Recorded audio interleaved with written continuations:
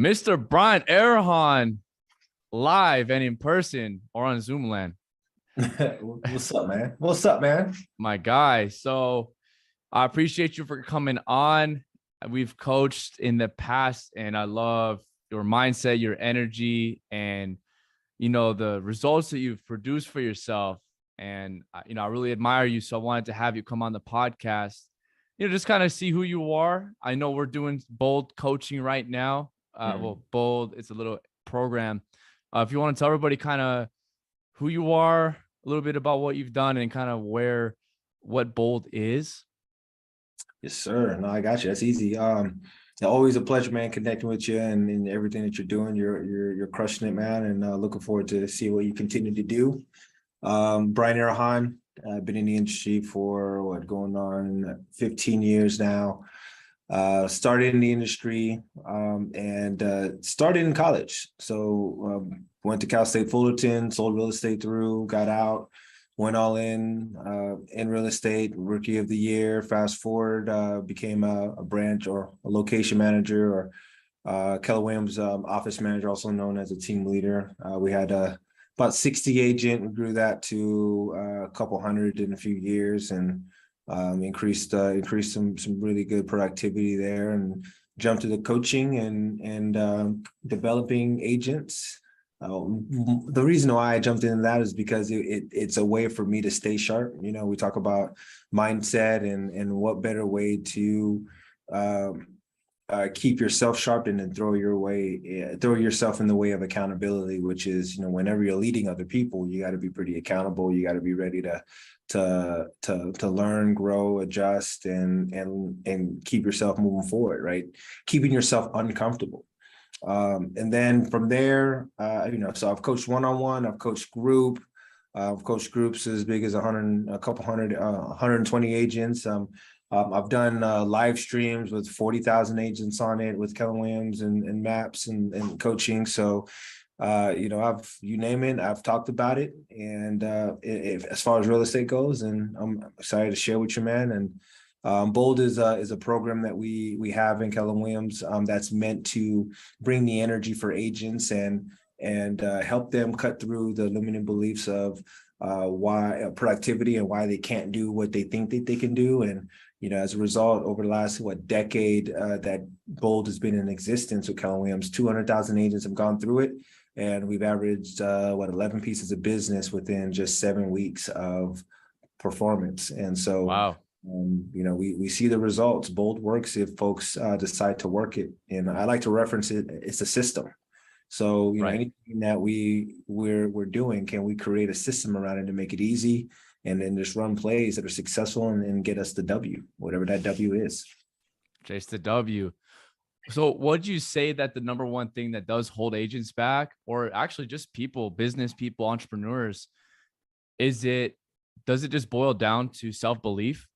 Yeah, man. There's a great video, and you've heard me share it. You've seen the video that Keller Williams created. It's kind of the tagline for Keller Williams now is where entrepreneurs thrive. And in the video, it says, if you can dream it, you can build it. And most people don't dream big enough, right? They dream to the level at which they're familiar with and what they see. And that's a challenge. If what you see and what you're familiar with and where you currently are, and you don't see yourself going beyond that, it's hard to dream big.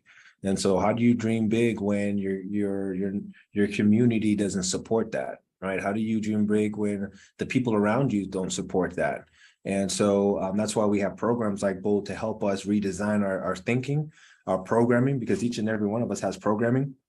And whether we know it or not, we have programming that holds us back. And so we're working on what programming holds us back that if we removed would unleash new levels of performance. And that's why, I've taken Bold multiple times. I've invested quite a bit in myself in terms of personal development. I'm not afraid to cut the check, right? When it comes to investing in myself, I've got 3 coaches. I probably spend a good amount a year on coaching and developing, probably to the tune of what most people make in a year. So just because I know it's important, and the more I invest in myself, the better return I get. No, I absolutely agree with coaching. The money that I talk to people that are entrepreneurs, especially in the past couple of years with this market boom. You see all these guys with their stock, there's Robin Hoods, right? Oh, let me put $100, let me 10,000, whatever the number is, into that Right. stock. What do you think? Is it worth it? And I'm like, you know what? Instead of putting the money into the S&P 500, why Yeah. not put it into the SME 500? I like that. SME. That's right. That's gonna give you way more. Like, so I totally believe in coaching and mentorship. And I struggled a lot when I first started business, like Gary V talking about find a mentor, find a mentor. Mhm. Where's the mentor? Oh, you can pay for it. That's the secret there. So I totally love that. And so say you're in an environment at home, or you're in a city that feels where you're capped out. How do you outgrow your environment at a pace that is above your peers? That's a great question. That's a really, really good question. What I would say is you gotta reach up and reach out. Reach up and reach out. Find those folks who are doing more than you ever imagined. And it's easier than it is today. It's easier today than it was in the past. Meaning that there's no excuse today because we have internet. A lot of folks that our parents and grandparents didn't have internet. In order for them to reach up and reach out, they have to go to the library. They have to go physically go visit locations, seminars. You can have a webinar today, not even a seminar, and be a part of a webinar that would get you information that'll level you up. Same thing with YouTube. You can, that's an online library of content, right? What you're doing here. I mean, there's so much that you can find on social media that will at least get you going. So the big thing is, is your curiosity peaked? Are you curious enough to ask the question of, can I do more? And if so, and if you have that instinct that I can, okay, who's doing more that I could follow or research or communicate with that would allow me to have a better insight on what I could do better. There's models everywhere, right? Role models, modeling behavior, modeling skill set, modeling best practices. That's all I've ever done in my life is model professional people who've been successful. So, whether it be, I've got a bunch of models here. One of my models is Kobe Bryant, right? In that Mamba mentality, right? The mindset of being so dedicated to your craft that you're willing to do what it takes and you don't mind practice. Actually, you eat practice for breakfast because it's going to get you better. Those type of things, Magic Johnson and his business savvy, Michael Jordan and his dominance, right? So a lot of basketball guys I look up to. Gary Keller in his way that he's run his business to the where his business is so big, I could have multiple businesses within his business and still keep winning, right?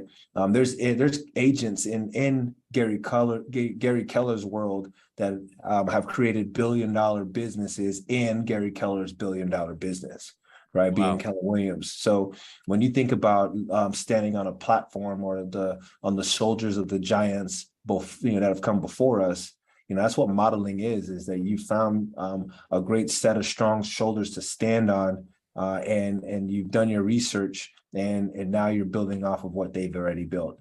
I mean, I tell you, those guys who've built that billion-dollar platform within Keller Williams that are agents, but they're real estate agents.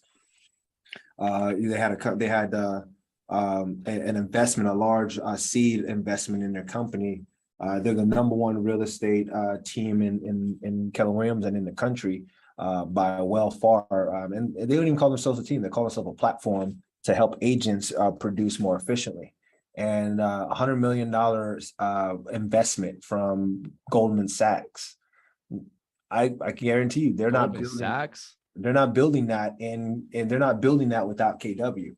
They had Wow. a really great, strong set of shoulders to stand on, and as a result, they built a strong platform on top of that, which commanded a $100 million investment for 10% of their business. So now you're looking at $1 billion real estate platform or quote unquote sales team inside of a Keller Williams. I mean, when you look at that, Role modeling is everything. And Gary Keller helped coach and train those people to do that.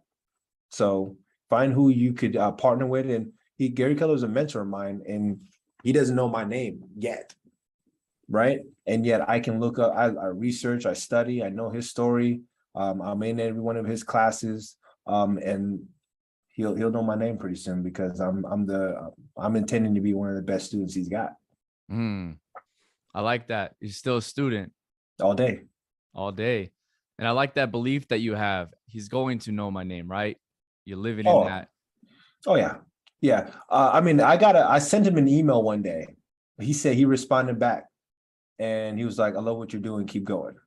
So I'm talking about on a first name basis, regular conversation. You know, he has an idea about me, and yet he's gonna know me. Hey, Brian, how your kids doing? That's what I'm talking about. Yeah. That's what I'm talking about. We're In a getting there. circle. Exactly. I love that. How often do you visualize that, what that looks like, and how often do you visualize? Oh, daily. It's never not in my mind. It's never not picture that. And that vision is evolved. The more I think about it, and the more that I'm in that world, and I continue to work that process. That vision alters just slightly, and it's been there. And yet, as time goes on, as the industry has shifted, as the market has shifted, as my priorities have shifted, the destination remains the same. It's just how I get there changes a bit. And so, and that's the process of visualizing, because when you think about it enough and you see it enough, and you can start to determine, okay, what form, right? What form do I have to get this lift, right, more efficiently, right? What process do I have to adapt to allow me to run more efficiently? So we start to consider what is it that I can do better, because I've seen the same scene 10,000 times in my head. And so because I've seen the same scene, I can start to, when I'm in that picture, in that process, in that moment, I can know what to do, or I can know how to adapt, because I've painted that picture so clearly in my mind of what that success destination looks like. So for me, yeah, visualization, goal setting, writing. I've been writing for the last 8 years, right? Writing goals, writing content, and 95% of the content that I've written has never been released. It'll be coming soon. Coming It will soon. be. Are we expecting a book? Oh yeah, for sure. Mm. A few. So when you're starting, not from ground zero, but when you're starting where obviously you see the gap from where you are to where you want to be, and you know you want to be something large, something great, but it's not as clear, the clarity. How do you go about finding that clarity and going there, even though it changes along the path? Yeah. How do you refine it? How do you go and say, I don't know exactly what it is, what the end goal is, but I know it's up. Yeah. Yeah. I would just say you gotta be willing to take some swings at it, right? Have attempts. You gotta have some repetition in there.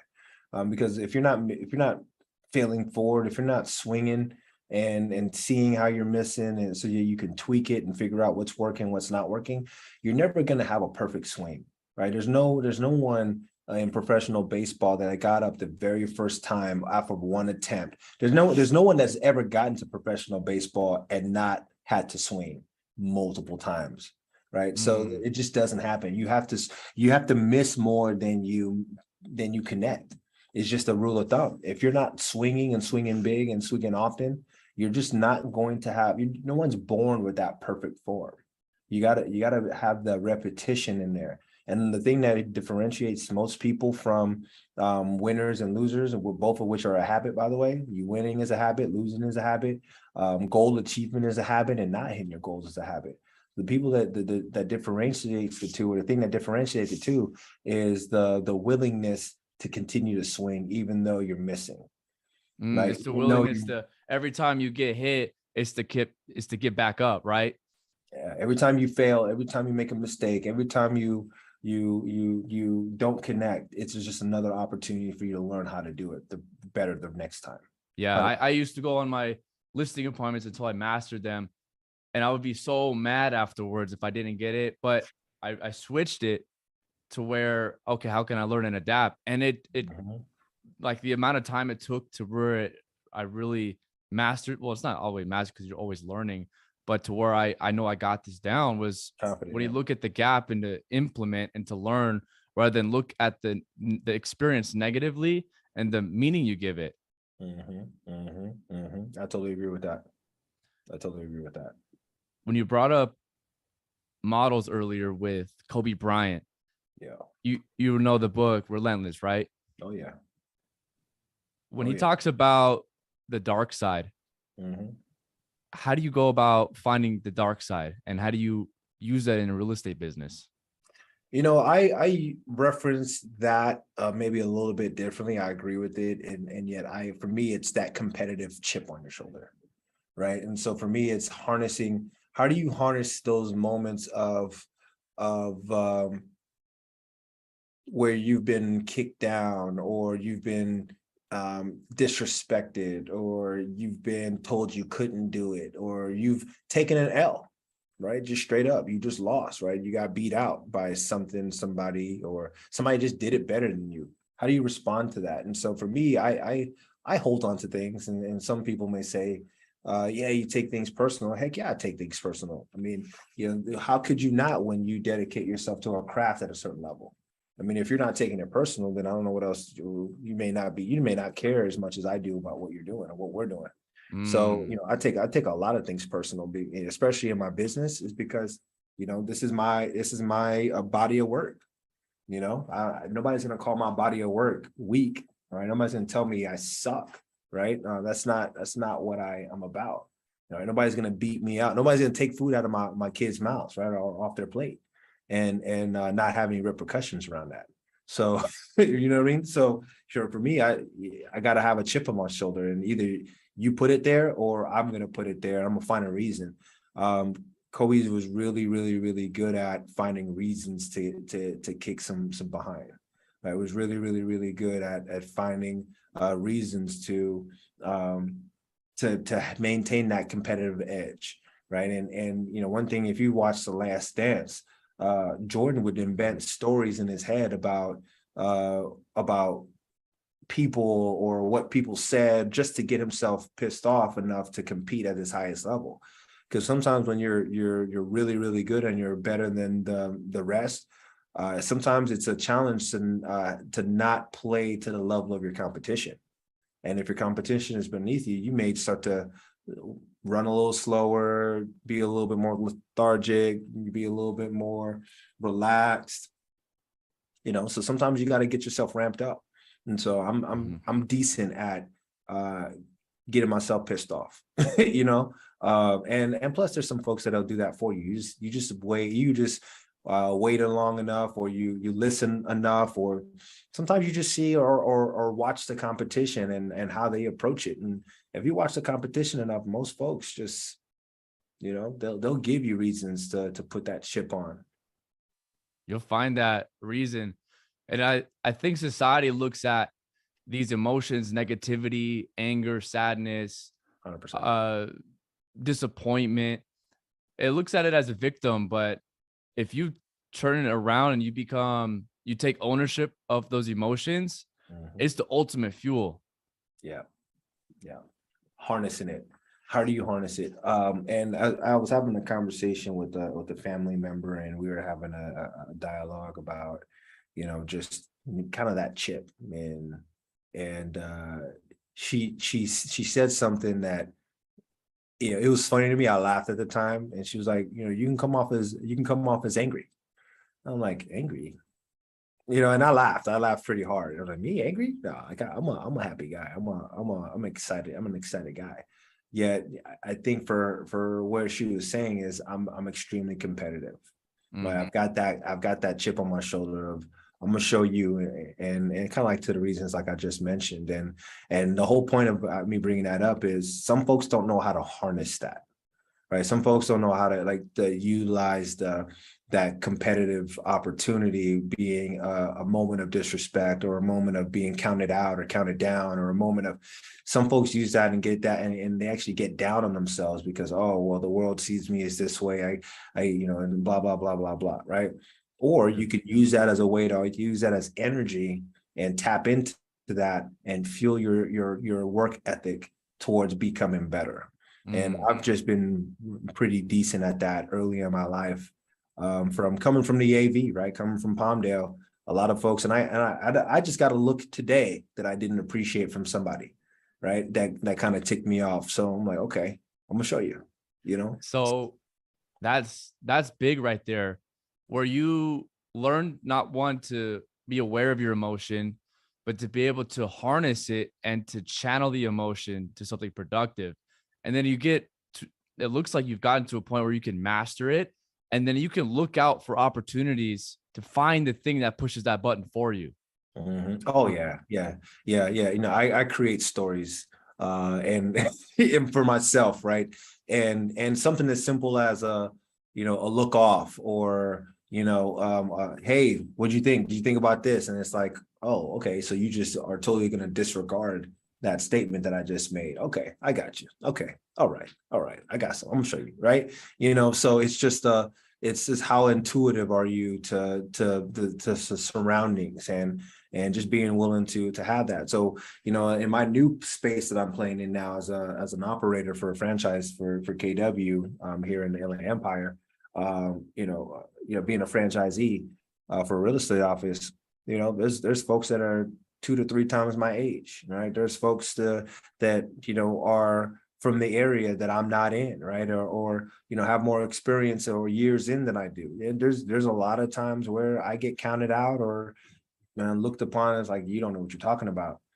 And those are all opportunities for me to say, okay, I'm gonna show you. I got you, no problem. All right, give me a little bit. I'll be right back. So Right. the more resistance you get, the more pressure that puts on you to grow. Oh yeah. Yeah, you know, and I'm always looking for, like, assessing myself, assessing my skill set, assessing what I can do better and all the above. And, you know, knowing, you know, I'm not always in that right mind, by the way. Like, I'm not gonna tell you like I'm perfect. And Right. yet one thing that I'll tell you though is I'm always looking at who can help me keep that mindset. So I've got 2 coaches now. I'm looking for a third.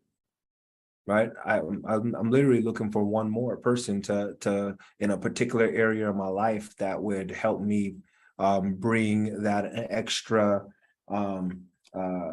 focus, right? Harnessing that ability to, you know, be effective, right? I'm always looking at how can I be the most effective. I only got 24 hours, right? And minus sleep, I only have 18 hours, right? Minus family time, I only have 15 to 16 hours. So I only got 15 now, minus, right, working out, food, minus, you get my point. Yep. So I only have so much time in the day. I've got to be super effective in how I'm utilizing it. Every aspect of your life. Have you got a coach for the different circles of life as in the one thing, a coach for fitness, life, and which coach would you recommend to get first? Yeah, that's a great question. You know, I've got baggage in my life, right? So, you know, I've got a spiritual mentor, I've got, you know, a relationships mentor, coach. I've got, and I'm talking about personal relationships, right? Yeah. Not business relationships. So, you know, I've got multiple business coaches. One thing that I'm actually planning on in adding, that's one of my one things or the one thing for 2023 is getting a trainer, right? A personal trainer. Getting back into that shape, right? I've been an athlete for most of my life, and, you know, as I've become a dad, I've gotten a little soggy around the edges, right? And so, yeah, one thing that I've known that has maintained my ability to stay competitive, stay sharp, is thinking as an athlete, which also has translated into my my physique, right? My physical makeup, right? Being strong, being centered, being in my peak state, if you will. And a part of that is, you know, in order to keep my mind sharp, I feel like my body is right. It has to be right there with it. Absolutely. You know, if my body isn't tight, then, you know, it's impossible for my mind to be right. I mean, Tony Robbins says your physiology influences your psychology. For So sure. if you're hitting it every day, you're releasing those endorphins. So 100%. you just move your body, you're already getting into momentum. And you 100%. keep that in peak state, you're just a better tool. Absolutely. Absolutely. Yeah. And over time, right? Life happens, things change, values change, priorities change. Getting married, having kids and all of that, your priorities change. Okay. So now that's the case. Now that my my daughter, she's 16 months now that she's sleeping a bit more and we're getting more stability there. Okay. Now it's getting back to a even earlier routine that I currently have right now, even more ironclad morning routine that I've had, and being willing to say, okay, what do I need the most help? What do they say? And I've said this in rooms with you, Brandon, is awareness is transformational. Where's my awareness around the different areas of my life that should I bring more focus to could Right. improve my performance? The awareness is big. And I think a lot of people, that's all it is. If you don't have awareness, you don't know what you have to change. You don't know what's holding you Yeah, back. no doubt. And this year, I I got, of course, started with business coaching. Keller Williams introduced me to coaching in general. I had no idea. And I'm like, dude, I can get a coach or mentor for every area of my life. And now I'm Yes. like, dude, who can I find? So I, just like you, I got a spiritual mentor. That's someone who I respect and admire. I want to be like. 100%. Uh, Therapist for a relationship, because we're all not perfect. Right. So why Right. not just add those people in your life that you didn't get that guidance growing up, Yep. and then become the person you want to be?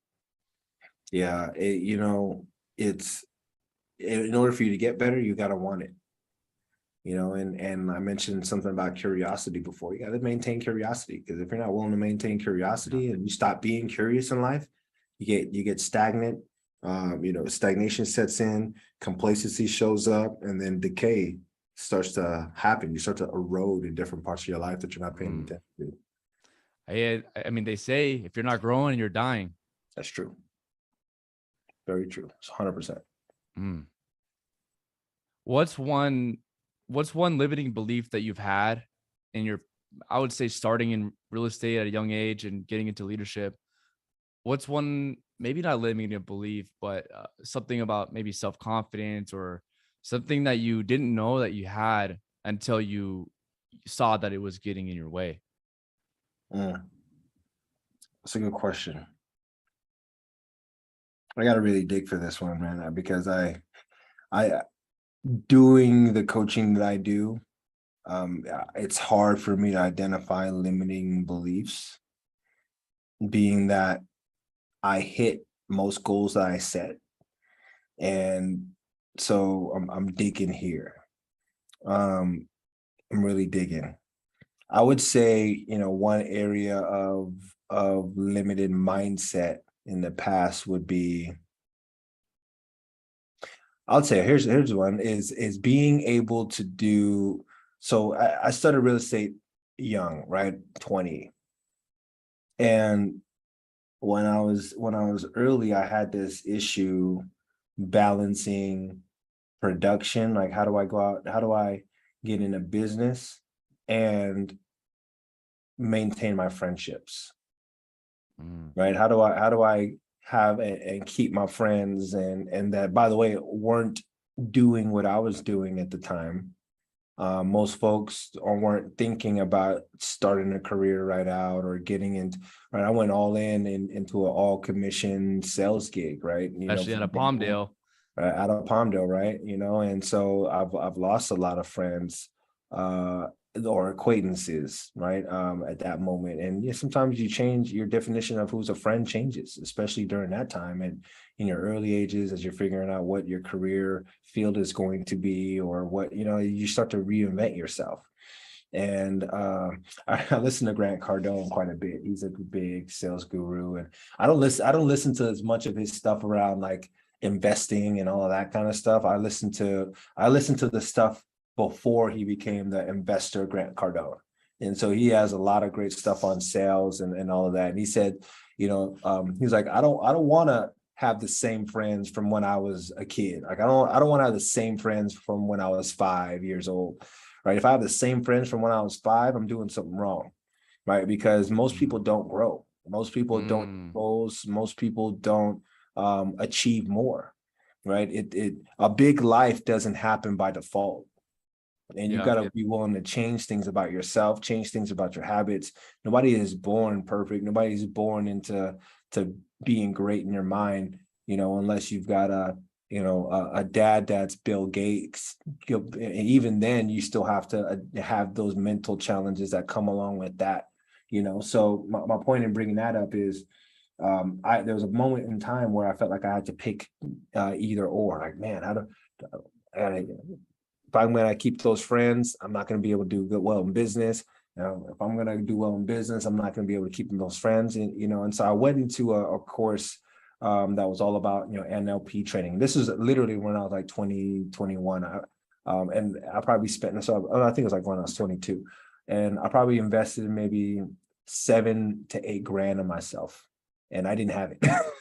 Right. I was in real estate. I got started and, whatnot. And I made a few closings, and that was basically all the money I had. And I was like, it was a 7-day, 12-hour full immersion course, and it was about 8 grand, and I bought it. NLP says 7 days. That Yeah, neuro linguistic programming, and that's yeah. why I have to really dig when it comes down to limited mindset, because I started cutting that out early, and so I've done a few of those sessions that you talk about. It was like Tony Robbins type, full immersion. It was a more affordable version of Tony Robbins, and yet for me it was everything. It was like at that moment it was like I was spending 50 grand, right, or something like that to get into a course. So I did it, and I went up, and I remember sitting with the guy that was the head instructor at that time, and it was a cozy group. And I mean, at that moment, the guy was killing it. He had like 30 people pay eight grand a piece, right? Crazy. And for a 1 week session, and him and I worked through that conversation, and I came out to say, hey, look, I can do both. There's no reason why I couldn't keep my friends and grow a big business as well.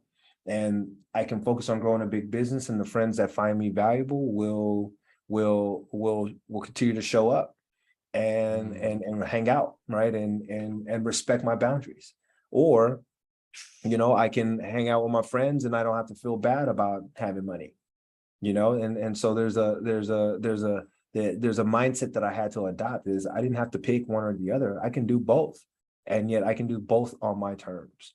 And with that, I've had to, that process of me becoming better and leaning into my business while keeping friends. That's actually weeded out some of the friends that I didn't know that I didn't need. Right. And those folks self-selected out. They removed themselves out of the picture. Not by I didn't have to have that conversation. They just weren't willing to measure up. And I'm not the kind of guy like, hey, what are you doing? How are you doing? Well, you making money? You're not? All right. We can't be friends anymore. They just didn't, over time, they just didn't want to have the conversation. They stopped picking up the phone call. So like, okay, all right, I'm checking in on you. How you doing? You don't want that? You don't want to have that conversation? You're not growing? No problem. I'm not going to force you. I'm here. Yeah, that's up to you if you want to have that conversation. So, and plus I'm very stern about not communicating with the people that are negative. That's big. I don't hold negativity in my world. I don't know how to do that. I don't even watch drama TV.